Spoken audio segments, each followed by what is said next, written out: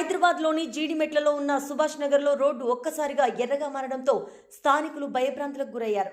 సుభాష్ నగర్లోని చివరి బస్టాప్ రోడ్లో సోమవారం రాత్రి ఒక్కసారిగా భూగర్భ డ్రైనేజ్ నుంచి ఎరుపు రంగు రోడ్డుపైకి వచ్చింది.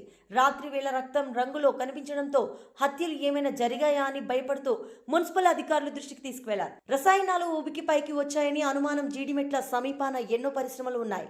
పరిశ్రమల వ్యర్థాలు నాలలోకి పంపించడం వల్ల ఒక్కసారిగా ఉబికి పైకి వచ్చాయని పలువురు అనుమానం వ్యక్తం చేశారు. దుర్వాసన అధికంగా రావడంతో రసాయన వ్యర్థాలుగా వారు భావించారు.